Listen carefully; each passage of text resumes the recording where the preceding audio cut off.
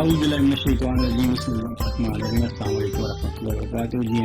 दर्शन च अस साडे फखर भाई ने उन्होंने को असीं पुछांगे कि लास्ट टाइम इन्होंने बड़ी तारीफा की पंजाब गवर्नमेंट दी कि अच्छा गन्ने का रेट जेह्ड़े ने और उस टाइम के हिसाब नाल भी अच्छा होवे लेकिन हुण जेह्ड़े हालात बन चुके हैं इन्होंने पुछदे कि डीजल जेह्ड़ा महंगा हो गया 520 रुपये गालबन इस टाइम के कटाई दे ते गवाई दे टाइम ते ढुआने घर दे जाने तक दे जेह्ड़ा टाइम आना है ਉਹਦਾ ਕੀ ਰੇਟ ਰਹਿ ਜਾਣਾ ਤੇ ਫਿਰ ਜਿਹੜਾ ਸਾਡਾ ਕਿਸਾਨ ਭਾਈ ਹੈ ਉਹਨੂੰ ਕੀ ਬਚਣਾ ਜੀ ਫਖਰ ਭਾਈ ਕੀ ਹਾਲ ਜੀ जी ठीक ठाक अस्सलाम वालेकुम जी सर मैं ना बड़ा खुश सी वो वीलाग वेख के करके कि सानू बहुत अच्छा रेट मिल रहा कि चलो जी 3500 रुपए रेट है सानू 3300 भी दे जाएगा ना आड़ती बिल्कुल तो सानू वारा खांदा जे अगर असं उत्थे जाके देंगे तो फिर भी सानू 3300 ही बचना क्योंकि डीजल लग जाना मैं बड़ा खुश सी पंजाब गवर्नमेंट दे लेकिन शायद वो खुशी कुछ फहमी सी या कोई ख्वाबार चीज आई है तो निकल गई है मैं माजरत चाहना जी पहले नंबर ते किसानां कोलों हुण इन्हां ने जिहड़ा साडे सिर च बंब मारिया ना ये रेट कड्ढण तो बाद मारिया ने बिल्कुल अगे गन्नम दी कटाई है जिहड़ी वो साडे कोल थ्रैशर वाला लै रहा सी 16वां हिस्सा ठीक बिल्कुल 14वां हिस्सा मैक्सिमम हुण आ गए ने 8वें 9वें हिस्से दे नहीं यार जी तो तुहानू की बचना सानू बचना वो मैं अगले दिन सॉरी गल विचों याद आ गई है वो इंडियन मैं क्लिप वेख रहा सी एक ते वो कुड़ी दे हत्थ च ना छड़कना सी जिहड़ा बच्चों दे विच हुंदा ना वो ਉਹਨੂੰ ਸੱਸ ਆ ਕੇ ਕਹਿੰਦੀ ਤੇਰੇ ਘਰ ਵਾਲਿਆਂ ਨੇ ਸਮਾਨ ਕੀ ਦਿੱਤਾ ਉਹਨੇ ਕਿਹਾ ਸਾਰਾ ਕੁਝ ਦਿੱਤਾ ਨੇ ਉਹਨੇ ਕਿਹਾ ਕਿੱਥੇ ਉਹਨੇ ਕਿਹਾ ਮੇਰੇ ਹੱਥ 'ਚ ਉਹਨੇ ਕਿਹਾ ਇਹ ਕੀ ਹੈ ਉਹਨੇ ਕਿਹਾ ਛਣਕਣਾ ਉਹਨੇ ਕਿਹਾ ਜੀ ਇਹਦਾ ਕੀ ਮਤਲਬ ਹੈ ਉਹਨੇ ਕਿਹਾ ਮੈਂ ਹਰ ਚੀਜ਼ ਲੈ ਵੀ ਆਉਂਦੀ ਤੇ ਆਮਨਾ ਤੂੰ ਕਹਿਣਾ ਸੀ ਕੀ ਲੈ ਕੇ ਆਈ ਹੈ ਛਣਕਣਾ ਉਹ ਮੈਂ ਛਣਕਣਾ ਲੈ ਆਂਦਾ ਸਾਨੂੰ ਬਚਣਾ ਛਣਕਣਾ कि इस टाइम भैड़े तो भैड़ा जिहड़ा मेरे हार दा जिमीदार है ना छोटा सर साडा तकरीबन एवरेज 60,000 रुपया पर एकड़ खर्चा ठीक है आइए उहदे विच वढाई कुतराई लेबर वो शामिल नहीं एवरीथिंग 60,000 रुपया एकड़ दा बीज वाई पानी खाद स्प्रे सारा कुछ पा के 60,000 रुपया एवरेज खर्चा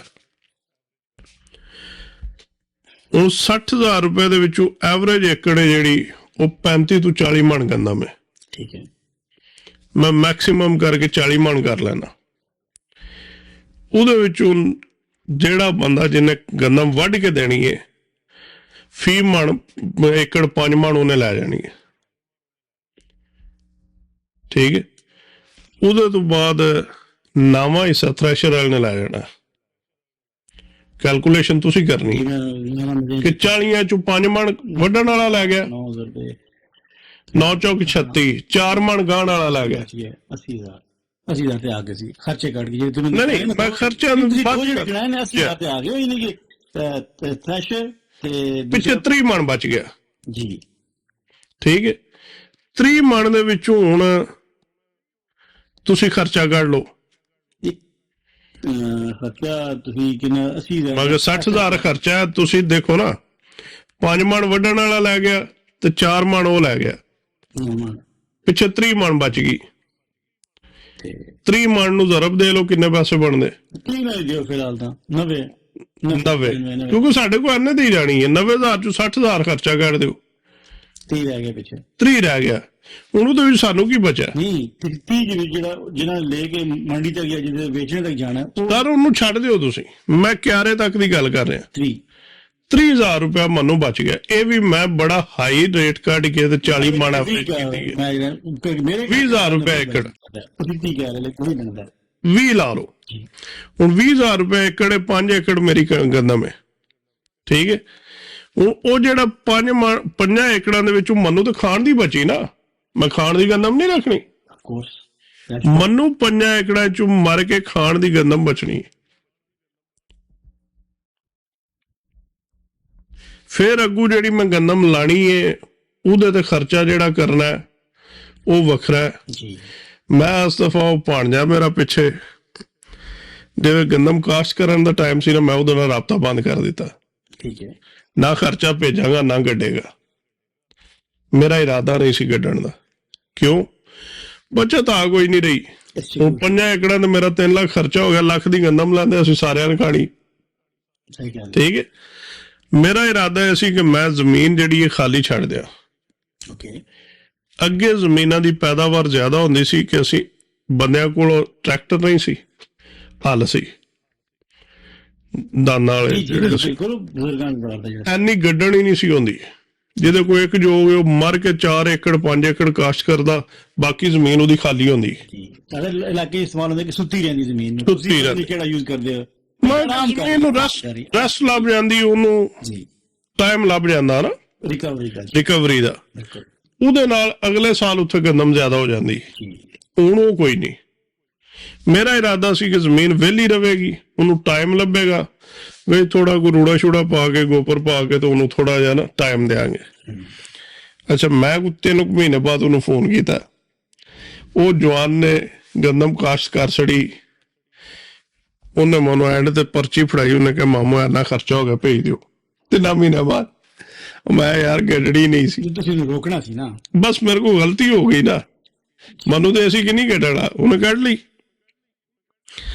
ਹੁਣ ਸਰ ਜੀ ਕਿਸਾਨਾਂ ਦਾ ਵੀ ਕਸੂਰ ਹੈ ਕਿ ਅਸੀਂ ਭੇਡ ਚਾਲ ਇੱਕੋ ਹੀ ਪਾਸੇ ਟੁਰੇ ਰਹਿੰਦੇ ਆ। ਬਿਲਕੁਲ। ਸਿਰਫ ਇੱਕ ਸੀਜ਼ਨ ਦੇ ਵਿੱਚ ਤੁਸੀਂ ਸਿਰਫ ਆਪਣੇ ਖਾਣ ਦੀ ਗੰਦਮ ਕੱਢੋ। ਹਰ ਬੰਦਾ, ਯਕੀਨ ਕਰੋ, ਹਰਸ਼ਾ ਸਿੱਧੀ ਹੋ ਜਾਏ, ਕੋਈ ਸ਼ੱਕ ਨਹੀਂ। ਲੇਕਿਨ ਫਿਰ ਵੀ ਫਾਇਦਾ ਕਿਹਦਾ ਹੋਣਾ? ਗੌਰਮੈਂਟ ਦਾ। ਕਿਉਂਕਿ ਜਿਸ ਤਰ੍ਹਾਂ ਪਿਛਲੇ ਸਾਲ ਇਹਨਾਂ ਮੰਗਾਈ, ਇਹਨਾਂ ਸਾਨੂੰ ਗਰੀਬਾਂ ਨੂੰ ਕੀੜਿਆਂ ਵਾਲੀ ਖਵਾ ਕੇ ਤੇ ਡਬਲ ਪੈਸੇ ਲਏ ਨੇ। ਉੱਥੇ ਜ਼ਿਆਦਤੀ ਕਰ ਜਾਂਦੇ ਨੇ। ਕਿਸਾਨ ਨਾਲ ਇੰਤਹਾਈ ਜ਼ੁਲਮ ਹੋ ਰਿਹਾ। ਬਿਲਕੁਲ। ਮੈਂ ਅੱਜ ਇੱਕ ਬੰਦੇ ਨੂੰ ਵੇਖ ਰਿਹਾ ਸੀ, ਸਮੁੰਦਰੀ ਸਾਈਡ ਦਾ ਗੁੱਜਰ ਹੈ, 90 ਏਕੜ ਜ਼ਮੀਨ ਤੇ ਉਹਨੇ ਆਲੂ ਕਾਸ਼ਤ ਕੀਤੇ ਸੀ। 90 ਏਕੜ ਦੇ, ਔਰ 90 ਦੀ 90 ਏਕੜ ਹੀ ਠੇਕੇ ਦੇ। ਠੇਕਾ ਕਿਤਨਾ? ਪੌਣੇ 2 ਲੱਖ ਰੁਪਇਆ ਪਰ ਏਕੜ। ਪਰ ਏਕੜ। ਉਹਨੂੰ ਫਿਰ ਸਭ ਨੂੰ ਦੇ ਕੇ ਆਪ ਬਰਾਬਰੀ ਹੋ ਗਈ ਹੋਣਾ। ਸਰ ਮੈਂ ਤੁਹਾਨੂੰ ਦੱਸਣਾ, 1 ਲੱਖ ਰੁਪਇਆ ਉਹਦਾ ਖਰਚਾ ਆਇਆ ਉੱਤੇ। ਆਲੂ ਕਿਤਨੇ ਦਾ ਵਿਕ ਰਿਹਾ? ਤੋੜਾ 200 ਰੁਪਏ ਦਾ। ਉਹ ਬੰਦਾ ਰੋਇਆ ਨਹੀਂ, ਉਹਦੀ ਹਿੰਮਤ ਹੈ। ਮੈਨੂੰ ਰੋਣ ਆ ਗਿਆ, ਉਹਨੂੰ ਨਹੀਂ ਆਇਆ। ਉਹਨੇ ਕਿਹਾ ਜੀ ਆਲੂ ਪਿਆ। ਉਹਨੇ ਕਿਹਾ 3 ਦਿਨ ਪਹਿਲੇ ਆੜਤੀ ਆਇਆ। ਉਹਨੇ ਕਿਹਾ ਜੀ ਇੱਕ ਜਾਲੀ, ਉਹ ਜਾਲੀ ਤੇ ਤੋੜੇ ਹੁੰਦੇ ਨਾ, ਇੱਕ ਜਾਲੀ ਹੈ ਜਿਹੜੀ 200 ਦੀ ਲੈ ਜਾਵਾਂਗੇ। ਉਹਨੇ ਕਿਹਾ 100 ਰੁਪਏ ਦੀ ਜਾਲੀ ਹੈ, 60 ਰੁਪਏ ਪਰ ਤੋੜਾ ਲੇਬਰ ਨੇ ਲੈਣਾ। 160 ਰੁਪਏ ਮੇਰਾ ਖਰਚਾ ਆਉਣਾ। 40 ਰੁਪਏ ਉਹ 50 ਕਿਲੋ ਦਾ ਜਿਹੜਾ ਉਹ ਜਾਲੀ ਹੈ, ਉਹਦੇ ਵਿੱਚ ਮੈਨੂੰ 40 ਰੁਪਏ 50 ਕਿਲੋਆਂ ਦੇ ਬਚਣੇ ਨੇ। ਉਹਨੇ ਕਿਹਾ 10 ਤੋਂ 15 ਦਿਨ ਹੋ ਰਹੇ ਆਲੂ ਪਿਆ ਰਿਹਾ, ਇਹ ਗਾਰਬੇਜ ਖਰਾਬ ਹੋ ਜਾਏਗਾ। ਕਿਉਂਕਿ ਉਹਦੇ ਚ ਕੋਲਡ ਸਟੋਰੇਜ ਨਾ ਜਾਏ ਤਾਂ ਖਰਾਬ ਹੋ ਜਾਂਦਾ ਹੈ। ਉਹਨੇ ਕਿਹਾ ਕੋਲਡ ਸਟੋਰੇਜ ਦਾ ਇਹ ਹਾਲ ਹੈ। ਉਹਨੇ ਪੁੱਛਿਆ ਬੰਦੇ ਨੇ, ਉਹਨੇ ਕਿਹਾ ਜੀ ਕੋਲਡ ਸਟੋਰੇਜ ਦਾ ਇਹ ਹਾਲ ਹੈ ਕਿ ਉੱਥੇ 6 ਤੋਂ 7 ਲੱਖ ਰੁਪਇਆ ਪਹਿਲੇ ਦੇਣਾ ਤੇ ਫਿਰ ਉੱਥੇ ਰੱਖ ਸਕਦੇ ਆ। ਬਿਲਕੁਲ। ਨਹੀਂ ਤਾਂ ਅਸੀਂ ਨਹੀਂ ਰੱਖ ਸਕਦੇ, ਕਿਉਂਕਿ ਬਹੁਤ ਥੋੜੇ ਵੀ। ਉਹਨੇ ਕਿਹਾ ਹੁਣ 6-7 ਲੱਖ ਕਿੱਥੋਂ ਲਿਆਵੀਏ? ਬਸ ਥੋੜੇ ਨੇ, ਜ਼ਿਆਦਾ ਕੋਲਡ ਸਟੋਰੇਜ ਹੋਣਗੇ ਤੇ ਗਵਰਨਮੈਂਟ ਸਦਾ ਦੇਣਾ ਚਾਹੀਦਾ ਹੈ ਨਾ।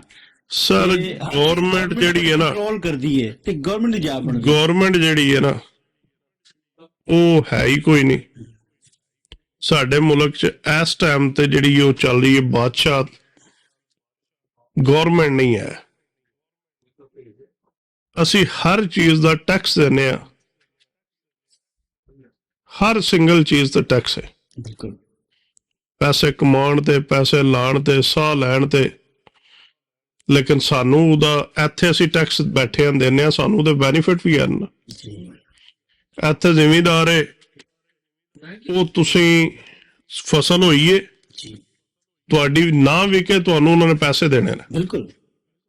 ਤੁਸੀਂ ਸੇਫ ਹੋ। ਤੁਸੀਂ ਸੇਫ ਹੋ। ਪਾਕਿਸਤਾਨ ਦੇ ਵਿੱਚ ਸੇਫਟੀ ਕੋਈ ਨਹੀਂ, ਉੱਥੇ ਬੰਦਾ ਮਰ ਰਿਹਾ। ਬਿਲਕੁਲ। ਗਰੀਬ ਨੂੰ ਮਾਰੀ ਜਾ ਰਹੇ ਨੇ, ਔਰ ਗਰੀਬ ਮਰਦਾ ਪਿਆ। ਹੁਣ ਜਿਹਨੇ 90 ਏਕੜ ਆਲੂ ਲਾਇਆ, ਉਹਨੂੰ ਪਿਛਲੇ ਸਾਲ ਦਾ ਨਹੀਂ ਸੀ ਪਤਾ। ਕਿ ਪਿਛਲੇ ਸਾਲ ਕੀ ਹੋਇਆ, ਤੂੰ 99 ਏਕੜ ਲਾ। ਹੁਣ ਨਾ ਬਾਰਡਰ ਖੁੱਲੇ ਤੇ ਨਾ ਉਹਦਾ ਰੇਟ ਚੜੇ, ਸਹੀ ਗੱਲ ਹੈ। ਉਹ ਤਾਂ ਮਰ ਗਿਆ ਗਰੀਬ। ਤੇ ਬਾਰਡਰ ਖੁੱਲਣੇ ਦੇ ਕੋਈ ਚਾਂਸ ਨਜ਼ਦੀਕ ਉਹਨਾਂ ਨੇ ਬਾਰਡਰ ਖੋਲ੍ਹਣਾ ਹੀ ਨਹੀਂ ਉਹਨਾਂ ਨੇ। ਇਹ ਆਲੂ ਅੱਜ ਤੁਸੀਂ ਦੇ ਦਿਓ ਅਗਲੇ ਘਰ ਨੂੰ, ਬੂਟਾ ਵਾਲਿਆਂ ਨੂੰ, ਉਹਨਾਂ ਬਾਰਡਰ ਨਾ ਵੀ ਖੁੱਲੇ ਤੇ ਪਰਾਂ ਲੰਘਾ ਛੱਡਣਾ। ਸਿਰਫ ਗਰੀਬ ਨੂੰ ਮਾਰ ਰਹੇ ਨੇ। ਜ਼ਿਮੀਂਦਾਰ ਜਿਹੜਾ ਉਹਦੇ ਚੱਕਲ ਮੌਤ ਕੋਈ ਨਹੀਂ। ਉਹ ਮੈਂ ਉਹਨਾਂ ਨੂੰ ਕੀ ਲਫ਼ਜ਼ ਦਿਆਂ, ਮੇਰੇ ਕੋਲ ਅਲਫਾਜ਼ ਨਹੀਂ ਹੈ ਮੁਨਾਸਬ ਕੋਈ ਜਿਹੜਾ ਮੈਂ ਉਹਨਾਂ ਵਾਸਤੇ ਯੂਜ਼ ਕਰਾਂ। ਕਿ ਸੁਬਾਹ ਉੱਠਦੇ ਨੇ ਤੇ ਉਹ ਧੋਬੀ ਦੇ ਢੱਗਿਆ ਤੁਰ ਪੈਂਦੇ ਨੇ। ਹੀ ਮੇਰੇ ਕੋਲ ਇਹਦੇ ਤੋਂ ਮੁਨਾਸਬ ਹੁਣ ਮੇਰੇ ਕੋਲ ਕੋਈ ਲਫ਼ਜ਼ ਨਹੀਂ। ਉਹ ਜੇਕਰ ਜਾ ਕੋਲੂ ਤੇ ਜੋਂਦਾ ਨਾ ਤੇ ਸਾਰਾ ਦਿਨ ਉਹ ਲੱਗੇ ਰਹਿੰਦੇ ਨੇ। ਉਹ ਹਿਸਾਬ ਹੈ ਜ਼ਿਮੀਂਦਾਰ ਦਾ। ਸੁਬਾਹ ਉੱਠਿਆ ਤੇ ਜਾ ਕੇ ਆਪਣਾ ਜ਼ਮੀਨਾਂ ਨੂੰ ਸਿਰ ਦਿੱਤਾ, ਸ਼ਾਮੀ ਆ ਕੇ ਬਦੂਸ਼ਾਂ ਰੋਟੀ ਖਾ ਕੇ ਸੌਂ ਰਿਹਾ। ਕੋਈ ਥੋੜਾ ਜਿਹਾ ਸੋਚਣਾ ਨਹੀਂ ਕਿ ਅਸੀਂ ਇਸ ਚੀਜ਼ ਤੋਂ ਚੇਂਜ ਕਰ ਲਈਏ। ਜੀ ਬਿਲਕੁਲ।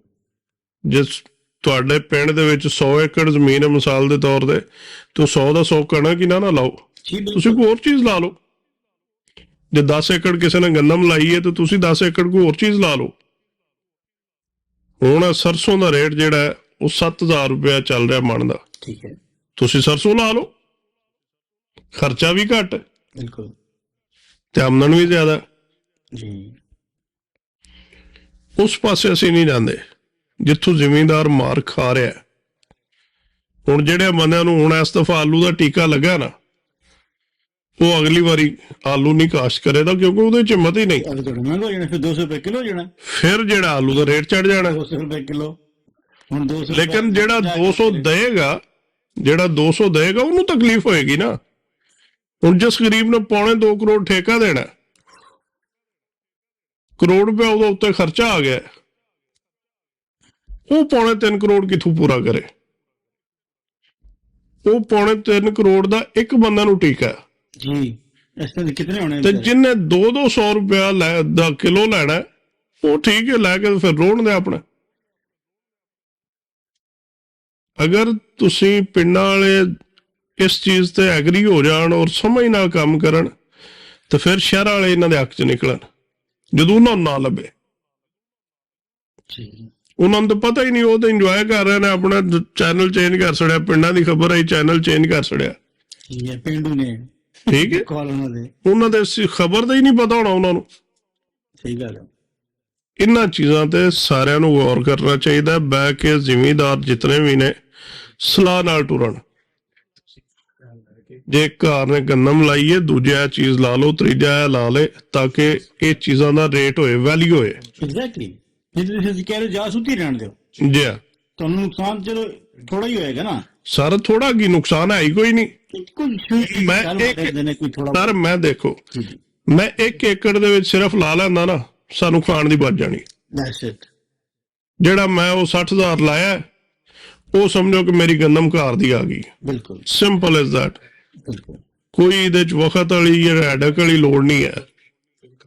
ਜਿਹੜਾ ਅੱਧੀ ਰਾਤੀ ਉੱਠ ਕੇ ਸਰਦੀਆਂ 'ਚ ਪਾਣੀ ਲਾਉਂਦਾ ਰਿਹਾ, ਉਹ ਬਚ ਜਾਣਾ। ਕਿਉਂਕਿ ਸਰਦੀਆਂ ਦੇ ਵਿੱਚ ਰਾਤੀ ਜਾ ਕੇ ਉੱਥੇ ਪਾਣੀ ਲਾਣਾ ਉਹ ਮਜ਼ਾਕ ਨਹੀਂ ਹੈ। ਇਸੇ ਤਰ੍ਹਾਂ ਹੀ ਅਗਰ ਹਰ ਬੰਦਾ ਸੋਚੇਗਾ ਤੇ ਉਹ ਬਚੇਗਾ। ਬਿਲਕੁਲ। ਮੈਂ ਖੁਦ ਸਾਰੇ ਕੰਮ ਕੀਤੇ ਨੇ, ਸਾਰਿਆਂ ਨੇ ਕੀਤੇ ਨੇ। ਅਸੀਂ ਜ਼ਾਹਿਰ ਹੈ ਕੁਝ ਸ਼ੁਰੂ ਤੋਂ ਹੀ ਅਮਰੀਕਾ ਤੇ ਨਹੀਂ ਨਾ ਆਏ। ਆਸਾਨ ਨਹੀਂ ਹੈ, ਈਜ਼ੀ ਨਹੀਂ ਹੈ ਜੀ। ਸਾਰੇ ਕੰਮ ਆਪਣੇ ਹੱਥੀਂ ਕਰਕੇ ਆਏ ਨੇ ਕਿ ਅੱਛਾ ਬਹਿ ਕੇ ਸਿਰਫ ਮਾਜ਼ਰਤ ਜ਼ਿਮੀਂਦਾਰਾਂ ਵਾਸਤੇ ਕਿ ਅਸੀਂ ਉਹਨਾਂ ਵਾਸਤੇ ਬੋਲ ਹੀ ਸਕਦੇ ਹਾਂ, ਹੋਰ ਤਾਂ ਕੋਈ ਨਹੀਂ ਕਰ ਸਕਦੇ। ਖੁਦ ਸਮਝਦਾਰ ਨੇ ਔਰ ਚੱਲਣ।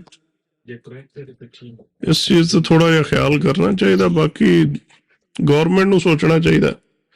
ਬਿਲਕੁਲ। ਆਪਣੀ ਗੌਰਮੈਂਟ ਨੂੰ ਅਗਰ ਉਹਨਾਂ ਨੇ ਦੱਸਣਾ ਕਿ ਅਸੀਂ ਆ, ਤੇ ਇਸ ਤਰ੍ਹਾਂ ਤੇ ਪਤਾ ਨਹੀਂ ਲੱਗਣਾ ਜਿਸ ਤਰ੍ਹਾਂ ਉਹ ਕਰ ਰਹੇ ਨੇ।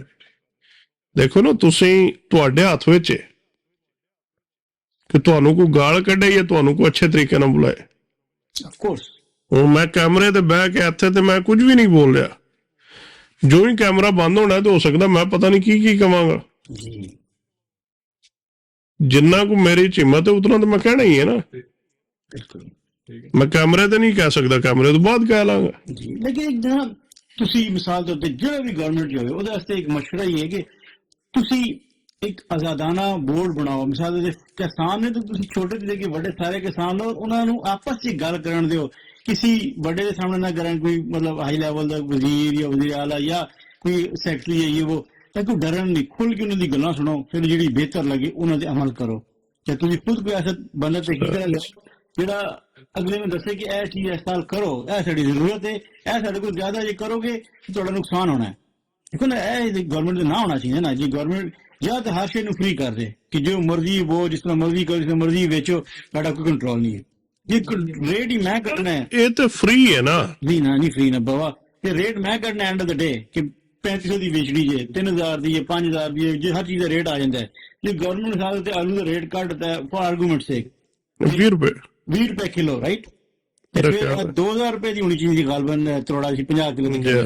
ਫਿਰ ਗਵਰਨਮੈਂਟ ਨੂੰ ਮੇਕ ਸ਼ੋਰ ਕਰਨਾ ਹੈ ਕਿ 50 2000 ਦਾ ਲਿਖੇ। ਫਿਰ ਨਹੀਂ 20 ਰੁਪਏ ਤੇ ਕੰਜ਼ਿਊਮਰ ਤੱਕ ਜਾ ਰਿਹਾ ਨਾ, ਕਸਟਮਰ ਤੱਕ ਜਾ ਰਿਹਾ। 10 ਕਰ ਲਓ, 15 ਕਰ ਲਓ, ਫਾਰਮਰ ਨੂੰ ਕਿਤਨਾ ਹੁਣ ਆੜਤੀ ਉਹਨਾਂ ਤੋਂ ਉਹਨਾਂ ਨੇ ਮਾਰ ਛੜਿਆ ਨਾ। ਇਹ ਆਵਾਮ ਨੂੰ ਆਪੂ ਸੋਚਣਾ ਪੈਣਾ, ਕਿਸੇ ਗਵਰਨਮੈਂਟ ਨਹੀਂ ਸੋਚਣਾ ਜੀ, ਕਿਸੇ ਬੰਦੇ ਨੇ ਨਹੀਂ ਸੋਚਣਾ, ਆਵਾਮ ਨੂੰ ਆਪੂ ਸੋਚਣਾ ਪੈਣਾ ਜੀ ਬਿਲਕੁਲ ਕਿ ਅਸੀਂ ਕੀ ਕਰਨਾ। ਜਿਤਨੀ ਦੇਰ ਤੱਕ ਉਹ ਆਪੂ ਨਹੀਂ ਸੋਚਣ ਦੇ ਇਹਦਾ ਕੋਈ ਕੁਝ ਨਹੀਂ ਹੋ ਸਕਦਾ ਜੀ। ਤੇ ਦੂਸਰਾ ਤੁਹਾਡੇ ਸੇ ਮੈਂ ਗੁਜ਼ਾਰਿਸ਼ ਕਰਾਂਗਾ, ਤੁਸੀਂ ਮਾਸ਼ਾਅੱਲਾ ਅੱਛੀ ਜ਼ਮੀਨ ਰੱਖੀਏ, ਤੁਸੀਂ ਇੱਕ ਚੀਜ਼ ਖਰੀਦ ਲਓ ਜੀ, ਜਿਹੜਾ ਸੁਪਰ ਸੀਡਰ ਹੈ, ਜੀ। And that's all you need. ਨਾ ਕੋਈ ਹਲ ਮਾਰਨਾ ਹੈ ਸਰ, ਮੈਂ ਦੇਖੋ ਮੈਂ ਤੁਹਾਡੀ ਸਮਝ ਗਿਆ ਗੱਲ, ਜ਼ਮੀਨ ਨੂੰ ਉਸ ਤੇ ਰਹਿਣ ਦਿਓ। ਸਰ ਮੈਂ ਤੁਹਾਡੀ ਗੱਲ ਬਿਲਕੁਲ ਸਮਝ ਗਿਆ, ਲੇਕਿਨ ਮਸਲਾ ਪਤਾ ਜੀ ਕੀ ਹੈ, ਜਿਹੜੇ ਪਿੱਛੇ ਨੇ ਨਾ ਕਰਨ ਵਾਲੇ, ਉਹਨਾਂ ਨੇ ਉਹੀ ਜਿਹੜਾ ਰਿਵਾਇਤੀ ਸਿਸਟਮ ਹੈ ਨਾ ਉਹ ਕਰਨਾ। ਤੁਸੀਂ ਖੁਦ ਸਾਰਾ ਕੁਝ ਕਰਨਾ, ਮੈਨੂੰ ਨਹੀਂ ਕਰਨਾ। ਨਹੀਂ, ਡੋਂਟ ਸੈਂਡ ਮੀ ਪਰਚੀ। ਦੇਖੋ ਨਾ ਸਰ, ਉਹਨਾਂ ਦਾ ਤਾਂ ਮੇਰਾ ਕਹਿਣਾ ਮੰਨ ਕੇ ਚਲੋ, ਆਪੇ ਆਪ ਕਰੋ। ਦੇਖੋ ਮੈਂ ਤੁਹਾਨੂੰ ਦੱਸਣਾ ਕਿ ਮੈਂ ਇੱਕ ਨਾ ਘਾਹ ਆਇਆ ਸੀ, ਬਿਲਕੁਲ ਮੌਡ ਗ੍ਰਾਸ, ਉਹ 10 ਮਹੀਨੇ ਗ੍ਰੀਨ ਰਹਿੰਦਾ ਹੈ। ਨਹੀਂ ਜੀ ਹੋਰ ਸੀ। ਅੱਛਾ ਸੌਰੀ, ਉਹਦਾ ਕੋਈ ਨਾਂ ਹੋਰ ਸੀ, ਮੇਰੇ ਜ਼ਿਹਨ ਚੋਂ ਨਿਕਲ ਗਿਆ। ਉਹ ਮੈਂ ਲਾਇਆ, ਉਹ ਤਕਰੀਬਨ 5 ਸਾਲ ਰਹਿੰਦਾ। ਮੌਡ ਗ੍ਰਾਸ ਹੀ ਹੁੰਦਾ ਨਾ? ਨਹੀਂ 24/7 ਹੈ ਸਰ। ਮੌਡ ਗ੍ਰਾਸ ਜਿਹੜਾ ਪਤਲਾ ਹੈ। ਅੱਛਾ, ਉਹ ਚਾੜਾ ਹੁੰਦਾ ਹੈ। ਉਹ ਜਿਹੜਾ ਉਹ ਇਸ ਤਰ੍ਹਾਂ ਸੀ ਜਿਸ ਤਰ੍ਹਾਂ ਜਵਾਰ ਹੁੰਦੀ ਹੈ। ਬਿਲਕੁਲ। ਉਹ ਇਧਰੋਂ ਆਇਆ ਸੀ ਕਿਤੇ ਥਾਈਲੈਂਡ ਵਾਲੇ ਪਾਸਿਓਂ। ਉਹ ਮੈਂ ਲੈ ਕੇ ਗਿਆ, ਮੈਂ ਉਹ ਨਾ ਬੀਮ ਮੰਗਾਇਆ ਬਾਵਲਪੁਰ ਤੋਂ। ਉਹ ਮੈਂ ਲਾਇਆ ਕੋਈ ਕਨਾਲ ਦੇ ਵਿੱਚ ਕਿ ਬੀ ਅੱਗੋਂ ਆਪਣਾ ਤਿਆਰ ਹੋ ਜਾਏਗਾ। ਬਿਲਕੁਲ। ਅੱਛਾ, ਉਹ ਸਾਰੇ ਮੇਰਾ ਮਜ਼ਾਕ ਉਡਾਉਂਦੇ ਸੀ। ਮੈਂ ਲਾ ਕੇ ਨਾ ਤੇ ਵਾਪਸ ਆ ਗਿਆ। ਉਹਨੂੰ ਚਾਹੀਦਾ ਹੁੰਦਾ ਪਾਣੀ, ਉਹਨੂੰ ਪਾਣੀ ਨਹੀਂ ਕਿਸੇ ਨੇ ਦਿੱਤਾ ਨਾ, ਉਹ ਛੋਟਾ ਛੋਟਾ ਰਹਿ ਗਿਆ। ਮੈਂ ਦੁਬਾਰਾ ਵਾਪਸ ਗਿਆ ਕੋਈ 3-4 ਮਹੀਨੇ ਬਾਅਦ, ਮੈਂ ਕਿਹਾ ਇਹਨੂੰ ਵੱਢਿਆ, ਦੁਬਾਰਾ ਕੋਈ ਥੋੜਾ ਜਿਹਾ ਨਿਕਲਿਆ ਨਾ, ਪਾਣੀ ਲੈ ਕੇ ਵੱਢੀ ਜਾ। ਅੱਛਾ, ਮੇਰੇ ਕੋਲੋਂ ਉਹਦਾ ਇੱਕ ਬੰਦਾ ਬੀਂ ਲੈ ਕੇ ਗਿਆ, ਉਹਨਾਂ ਕਹੇ ਸਾਨੂੰ ਬੀਂ ਦਿਓ। ਮੈਂ ਕਿਹਾ ਲੈ ਉਹਦੀ ਸਿਰਫ ਕਲਮ ਹੀ ਲੈ ਗਈ। ਕਲਮ ਬੀ ਨਹੀਂ ਨਾ, ਫਿਰ ਉਹਦੀ ਕਲਮਾਂ ਲੈ ਕੇ ਜਾਂਦੇ ਨੇ। ਕਲਮ ਲੈ ਕੇ ਗਿਆ। ਉਸ ਬੰਦੇ ਨੇ ਕਲਮਾਂ ਲਾਈਆਂ, ਉਹਨੂੰ ਬੈਨੀਫਿਟ ਇਹ ਸੀ ਕਿ ਜਿੰਨਾ ਪਾਣੀ ਪਿੰਡ ਦਾ ਜਾਂਦਾ ਸੀ ਨਾ, ਉਹਦੀ ਜ਼ਮੀਨ ਚੋਂ ਲੰਘ ਕੇ ਜਾਂਦਾ ਸੀ। ਉਹਨੇ ਪਾਣੀ ਲਾਇਆ, ਉਹ 14 ਫੁੱਟ ਦਾ ਬੂਟਾ ਹੋਇਆ। ਉਹਨੂੰ ਕੱਟੀ ਜਾਓ, ਫਿਰ ਉਹ ਜਿੰਨਾ ਕੱਟੀ ਜਾਓ ਉਤਨਾ ਉਹ ਕਮ ਅਜ਼ ਕਮ ਬੜਾ ਸੌੜਾ ਵੀ ਲਾਓ ਤੇ ਫੁੱਟ ਬਾਏ ਫੁੱਟ ਤੇ ਉਹ ਲੱਗਦਾ। ਅੱਛਾ, ਫਿਰ ਮੈਂ ਅੱਗੇ ਟ੍ਰਾਂਸਫਰ ਕੀਤਾ, ਉੱਥੇ ਵੀ ਹੋਇਆ। ਉਹ 5 ਤੋਂ 7 ਸਾਲ ਰਹਿੰਦਾ ਤੇ ਉਹ ਵੱਢੀ ਜਾਓ ਤੇ ਹੁੰਦੀ ਜਾਂਦਾ। ਬਿਲਕੁਲ, ਜਿਹਨੇ ਜਾਨਵਰ ਰੱਖੇ ਹੋਣ ਸਮਝੋ। ਠੀਕ ਹੈ। ਅੱਛਾ, ਉਹ ਜਿਵੇਂ ਉਹ ਲੱਗਿਆ, ਜਿਵੇਂ ਅੱਗੂ ਵੇਖਿਆ ਨਾ, ਤੇ ਫਿਰ ਹਰ ਬੰਦੇ ਨੇ ਮੇਰੇ ਕੋਲ ਮੰਗਿਆ। ਮੈਂ ਕਿਹਾ ਜਿਹਨੂੰ ਲੋੜ ਹੈ ਲੈ ਜਾਓ। ਫਿਰ ਬੜੇ ਬੰਦਿਆਂ ਨੇ ਲਾਇਆ। ਗੱਲ ਇਹ ਕਿ ਸਾਡੇ ਬੰਦੇ ਜਿੰਨਾ ਚਿਰ ਤੁਸੀਂ ਕਰੋ ਨਾ, ਉਹ ਮੰਨਦੇ ਨਹੀਂ ਜੀ। ਬਿਲਕੁਲ। ਲੇਕਿਨ ਜਿਹੜੀ ਤੁਸੀਂ ਗੱਲ ਕਰ ਰਹੇ ਹੋ ਸੁਪਰ ਸੀਡਰ ਵਾਲੀ, ਮੈਂ ਅਗਲੇ ਦਿਨ ਇੱਕ ਬੰਦੇ ਦਾ ਵੇਖਿਆ। ਮੈਂ ਹੁਣ ਇਰਾਦਾ ਬਣਾਇਆ ਕਿ ਇਨਸ਼ਾਅੱਲਾ ਜਦੋਂ ਜਾਣਾ ਹੈ ਨਾ, ਜ਼ਮੀਨ ਤਿਆਰ ਕਰਾ ਕੇ ਬੈੱਡ ਬਣਾ ਕੇ, ਉਹ ਜਿਹੜਾ ਨਾ 42 ਇੰਚ ਦਾ ਸੁਪਰ ਸੀਡਰ, ਉਹ ਸਪੈਸ਼ਲ ਬਣਦਾ, ਆਮ ਸੁਪਰ ਸੀਡਰ ਨਹੀਂ ਹੈ। ਉਹ ਬੈੱਡ ਹੀ 42 ਇੰਚ ਦਾ। ਕਿਉਂਕਿ ਜਿਤਨੀ ਆਮ ਜ਼ਮੀਨ ਚ ਲਾ ਸਕਦੇ ਹੋ, ਨਹੀਂ ਆਮ ਜ਼ਮੀਨ ਚ ਬੈੱਡ ਬਣਾਉਣਾ ਨੇ। ਬੈੱਡ ਬਗੈਰ ਮਿਸਾਲ ਕਰਕੇ ਨਹੀਂ, ਜਿਹੜਾ ਉਹਨਾਂ ਨੇ ਬੈੱਡ ਦਾ ਦੱਸਿਆ ਨਾ, ਮੈਂ ਤੁਹਾਨੂੰ ਵੀ ਦੱਸਣਾ ਜੀ। ਇਹ ਜ਼ਮੀਨ ਹੈ, ਤੁਸੀਂ ਕਬਤੀ ਨਾ ਸਮਝੋ, ਇਸ ਤਰ੍ਹਾਂ ਦੀ ਸਖਤੀ ਰਹਿ ਜਾਂਦੀ ਹੈ। ਤੁਸੀਂ ਵੇਖੀ ਹੋਣੀ ਹੈ, ਉਹ ਵੀ ਥੋੜਾ ਬਹੁਤ ਨਾਲ ਕਦੇ ਰਹਿਣ ਦਿਓ। ਉਹਦੇ ਉੱਤੇ ਹੀ ਆਇਆ ਉਹ ਸੁਪਰ ਸੀਡਰ ਨੂੰ ਸੀ ਕਹਿ ਸਕਦਾ ਜਾਂ ਤੁਹਾਨੂੰ ਬੈਡ ਬਣਾਉਣਾ ਪੈ ਮੈਂ ਉਹੀ ਤੁਹਾਨੂੰ ਦੱਸਣਾ ਕਿ ਉਸ ਬੰਦੇ ਨੇ ਬੈੱਡ ਬਣਾਏ ਨੇ 42 ਇੰਚ ਦੇ ਉਸ ਸਾਈਜ਼ ਦੇ, ਕਿ ਜਿਹੜੀ ਟਰੈਕਟਰਾਂ ਦੇ ਅੰਦਰ ਜਗ੍ਹਾ ਉਹ 42 ਇੰਚ ਹੈ ਬਿਲਕੁਲ ਟਾਇਰਾਂ ਦੇ ਵਿੱਚ। ਉਹ ਬੈੱਡ ਬਣਾ ਕੇ ਉਹਨੇ ਕਿਹਾ ਫਾਰ ਐਵਰਲੀ ਹੁਣ ਮੈਨੂੰ ਇਹਨੂੰ ਵਾਹਣ ਦੀ ਜ਼ਰੂਰਤ ਨਹੀਂ। ਓਕੇ, ਮੇਰੇ ਕੋਲ ਸੁਪਰ ਸੀਡਰ ਹੈ, ਉਹਦੇ ਅੱਗੇ ਜਿਹੜਾ ਉਹ ਕਟਰ ਲੱਗਿਆ ਹੈ, ਅੱਛਾ ਫਰੰਟ ਤੇ ਕਟਰ ਲੱਗਿਆ, ਫਰੰਟ ਤੇ ਉਹ ਕਾਸੇ ਕੱਢਦਾ ਜਾਂਦਾ ਕੁਦਰਤ। ਅੱਛਾ, ਉਹਨੇ ਕਿਹਾ ਜੀ ਜਦੋਂ ਵੀ ਮੈਂ ਉਹ ਦੁਬਾਰਾ ਬੈੱਡ ਦਾ ਸਿਸਟਮ ਦੇ ਵਿੱਚ ਹੈ ਨਾ, ਅੱਛਾ ਉਹਨੇ ਕਿਹਾ ਜਦੋਂ ਮੈਂ ਫਸਲ ਕੱਟ ਲੈਣੀ ਹੈ ਮੈਂ ਦੁਬਾਰਾ ਇਹੀ ਚੀਜ਼ ਲਿਆਉਣੀ ਹੈ ਕਿ ਮੇਰਾ ਬੈੱਡ ਇੱਕ ਵਾਰੀ ਦੁਬਾਰਾ ਰੀਫਰੈਸ਼ ਹੋ ਜਾਏ, ਜੀ, ਜਿਹੜੀ ਮਿੱਟੀ ਨਾਲੀਆਂ ਦੇ ਵਿੱਚ ਗਈ ਹੈ ਉਹ ਦੁਬਾਰਾ ਵਾਪਸ ਆ ਜਾਏਗੀ, ਉਹ ਉੱਤੇ ਆ ਜਾਏਗੀ। ਉਹਨੇ ਕਿਹਾ ਦੁਬਾਰਾ ਮੈਨੂੰ ਕੋਈ ਵਾਹਣ ਦੀ ਜ਼ਰੂਰਤ ਨਹੀਂ, ਮੈਂ ਆਪਣੇ ਸੁਪਰ ਸੀਡਰ ਨਾਲ ਚੀਜ਼ ਕਾਸ਼ਤ ਕਰ ਲਾਂਗਾ। ਬਿਲਕੁਲ। ਉਹਨੇ ਕਿਹਾ ਕੋਈ ਖਾਦ ਨਹੀਂ, ਕੋਈ ਸਪਰੇ ਨਹੀਂ, ਕੋਈ ਕੁਝ ਨਹੀਂ। ਔਰ ਸਭ ਤੋਂ ਜਿਹੜੀ ਮਜ਼ੇਦਾਰ ਚੀਜ਼ ਉਹਦੀ ਮੈਨੂੰ ਨਜ਼ਰ ਆਈ ਹੈ, ਉਹਨੇ ਕਿਹਾ ਕੋਈ ਸਪਰੇ ਨਹੀਂ। ਉਹਨੇ ਲੂਸਣ ਕੱਢਿਆ ਬੈੱਡ ਦੇ ਉੱਤੇ, ਠੀਕ ਹੈ, ਨਾਰਮਲ ਜਿਹੜਾ 10-12 ਕਿਲੋ 15 ਕਿਲੋ ਵੀ ਲੱਗਦਾ ਏਕੜ ਵਿੱਚ, ਉਹਨੇ ਕਿਹਾ ਮੇਰਾ 2 ਕਿਲੋ ਲੱਗਾ ਏਕੜ ਦੇ ਵਿੱਚ। ਉਹਨੇ ਕਿਹਾ ਪਾਣੀ ਇਹ ਜਿਹੜੀਆਂ ਨਾਲੀਆਂ ਨੇ ਇਹਨਾਂ ਦੇ ਜ਼ਰੀਏ ਹੀ ਦੇਣਾ, ਥੱਲੇ ਜੜ ਚਲਾ ਜਾਂਦਾ ਹੈ, ਥੱਲੇ ਜੜ 'ਚ ਚਲਾ ਜਾਂਦਾ। ਉਹਨੇ ਕਿਹਾ ਜੀ ਵਿੱਚੋਂ ਸੁੱਕਾ ਹੋਏ, ਉਹਨੇ ਐਨ ਪੱਟ ਕੇ ਨਾ, ਉਹਨੇ ਕਿਹਾ ਜਿੰਨਾ ਚਿਰ ਇਹ ਦਰਮਿਆਨ ਤੋਂ ਗਿੱਲੀ ਹੈ ਨਾ, ਉਨੀ ਦੇਰ ਅਸੀਂ ਇਹਨੂੰ ਪਾਣੀ ਨਹੀਂ ਲਾਣਾ। ਬਿਲਕੁਲ। ਫਿਰ ਉਹਨੇ ਕਿਹਾ ਜੀ ਤੁਹਾਨੂੰ ਸਪਰੇਅ ਨਹੀਂ ਕੀਤਾ ਸੋਂਡੀ, ਉਹਨੇ ਕਿਹਾ ਸੋਂਡੀ ਨੂੰ ਇਹ ਜਿਹੜੀ ਚੀਜ਼ ਹੈ ਪਸੰਦ ਹੀ ਨਹੀਂ ਆਏਗੀ। ਓਕੇ, ਕਿਉਂ? ਜਿਹੜਾ ਇਹ ਲੂਸਣ ਦਾ ਪੱਤਾ ਹੈ ਕੜਵਾ, ਓਕੇ, ਜਿਹੜਾ ਖਾਦ ਵਾਲਾ ਤੇ ਕੈਮੀਕਲ ਵਾਲਾ ਉਹ ਮਿੱਠਾ ਹੈ, ਓਕੇ, ਇਹ ਸੋਂਡੀ ਆਏਗੀ ਆਪੂ ਹੀ ਚਲੀ ਜਾਏਗੀ। ਬਿਲਕੁਲ। ਉਹਨੇ ਕਿਹਾ ਤੁਸੀਂ ਵੇਖ ਸਕਦੇ ਹੋ ਤੁਹਾਨੂੰ ਕਿਰੇ ਸੋਂਡੀ ਨਜ਼ਰ ਆ ਰਹੀ ਹੈ, ਉਹਨੇ ਕਿਹਾ ਖਤਮ ਹੋ ਜਾਏਗੀ। ਲੇਕਿਨ ਨੁਕਸਾਨ ਨਹੀਂ ਖਾਸ ਪਹੁੰਚਾਇਆ ਨਹੀਂ, ਕਿ ਉਹਨੂੰ ਪਸੰਦ ਹੀ ਨਹੀਂ ਹੈ। ਉਹਨੇ ਕਿਹਾ ਉਹਨੂੰ ਪਸੰਦ ਹੀ ਨਹੀਂ, ਉਹ ਖਾ ਹੀ ਨਹੀਂ ਸਕਦੀ। ਜੀ, ਉਹ ਹੁਣ ਇਨਸ਼ਾਅੱਲਾ ਜਾ ਕੇ ਤੇ ਮੇਰਾ ਇਰਾਦਾ ਹੈ, ਕਿਉਂਕਿ ਉਹਦੇ ਵਾਸਤੇ ਤੁਹਾਨੂੰ ਹਰ ਚੀਜ਼ ਆਪਣੀ ਇੱਕ ਵਾਰੀ ਬਣਾਉਣੀ ਪੈਂਦੀ ਹੈ, ਖਰਚਾ ਕਰਨਾ ਪੈਣਾ ਹੈ। ਉਸ ਤੋਂ ਬਾਅਦ ਉਹ ਸਾਰੀਆਂ ਜਿਹੜੀਆਂ ਚੀਜ਼ਾਂ ਨੇ ਹੋ ਸਕਦੀਆਂ ਨੇ। ਮੇਨ ਚੀਜ਼ ਦੇਖੋ, ਜਿਹੜਾ ਇੱਕ ਤਾਂ ਤੁਸੀਂ ਬਾਰ-ਬਾਰ ਹੱਲ ਮਾਰਦੇ ਹੋ ਨਾ, ਜੀ, ਤੁਸੀਂ ਆਪਣਾ ਡੀਜ਼ਲ ਦਾ ਖਰਚਾ ਕਰ ਰਹੇ ਹੋ, ਡੀਜ਼ਲ ਦਾ ਖਰਚਾ ਹੈ, ਟਾਈਮ ਦਾ ਵੇਸਟ ਹੈ, ਉਸ ਤੋਂ ਬਾਅਦ ਤੁਸੀਂ ਜ਼ਮੀਨ ਦਾ ਨੁਕਸਾਨ ਕਰ ਰਹੇ ਹੋ। ਜਿਹੜਾ ਜ਼ਮੀਨ ਦੇ ਨੁਕਸਾਨ ਬਾਰ-ਬਾਰ ਜਿਹੜਾ ਨਾ ਉਹਨੂੰ ਤੁਸੀਂ ਕੱਢਦੇ ਹੋ, ਤੁਹਾਨੂੰ ਕਾਰਬਨ ਔਰ ਉਹਦੀ ਕੀਮਤੀ ਨਾ ਹੋ ਜਾਂਦਾ ਹੈ। ਜਿਹੜੇ ਉਹਦੇ ਵਿੱਚ ਕੈਮੀਕਲ ਨੇ ਉਹ ਖਤਮ ਹੋ ਜਾਂਦੇ। ਕਰੋ ਜਿੱਥੇ ਹੱਲ ਮਾਰਦੇ ਹੋ, ਉਹਦੇ ਵਿੱਚ ਐਸੇ ਜਿਹੇ ਕੀੜੇ ਮਕੌੜੇ ਐਸੀ ਨਿਕਲਦੀ, ਬਗਲੇ ਔਰ ਕਵੇ ਔਰ ਕੀ ਨਿਕਲ ਆ ਜਾਂਦੀ ਨੇ, ਕੀੜੇ ਮਕੌੜੇ ਕੋਈ ਉਠਾਉਣ, ਉਹਨਾਂ ਨੂੰ ਕੁਝ ਲੱਭਦਾ ਤਾਂ ਆਉਂਦਾ। ਜ਼ਮੀਨ ਵਾਸਤੇ ਬਹੁਤ ਕੀਮਤੀ ਨੇ, ਉਹ ਸਮਝੋ ਇੱਕ ਨੈਚੁਰਲੀ ਖਾਦ ਬਣਾ ਰਹੇ ਨੇ। Yes sir.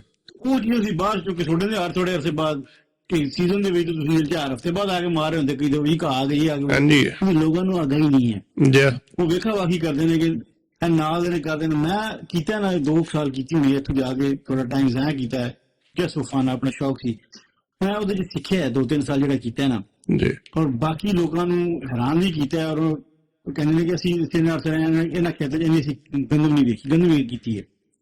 ਇੱਕ ਦਫਾ ਜਗ੍ਹਾ ਤਿਆਰ ਹੋਈ ਸੀ, ਬਹੁਤ ਲੇਟ ਹੋ ਗਏ ਸਨ, ਉੱਥੇ ਸੀ ਸਰਸੋਂ ਤੇ ਚਣੇ ਲਾ ਰਾਤ ਤੇ, ਕਿਉਂਕਿ ਗੰਦਮ ਅਸੀਂ ਰੈਡੀ ਨਹੀਂ ਸੀ। ਉਸ ਤੋਂ ਬਾਅਦ ਗੰਦਮ ਹੀ ਲਾਈ, ਅੱਲਾਹ ਦਾ ਫਜ਼ਲ ਕਰਮ ਅੱਛਾ ਰਿਹਾ, ਰਿਜ਼ਲਟ ਸਭ ਕੁਝ। ਲੇਕਿਨ ਕੀ ਹੈ ਕਿ ਉਸ ਵਕਤ ਵੀ ਮੈਂ ਇਤਨਾ ਨਹੀਂ, ਜਿਸ ਤਰ੍ਹਾਂ ਹੁਣ ਦੀ ਟੈਕਨੋਲੋਜੀ ਸਮਾਰਟ ਆ ਗਈ, ਇਹ ਉਸ ਪੁਰਾਣੇ ਸਿਸਟਮ ਨਾਲ ਹੀ ਅੱਛੇ ਪਰਫਾਰਮੈਂਸ ਕਰਕੇ ਵਿਖਾਈ ਹੈ। ਸਹੀ ਹੈ, ਕਿਉਂਕਿ ਵਿਟਾਮਿਨ ਹਲ ਨਹੀਂ ਮਾਰੇ, ਫालतू हल नहीं मारे, जिसे जरूरत है उसको मारो। ਹੁਣ ਉਹ ਜਿਹੜਾ ਸੁਪਰ ਸੀਡਰ ਆ ਗਿਆ ਨਾ, ਹਲਾਂ ਦੀ ਜਾਨ ਛੁੱਟ ਜਾਣੀ ਜੇ, ਤੁਹਾਡਾ ਟਾਈਮ ਔਰ ਪੈਸਾ ਬਚਦਾ ਹੈ।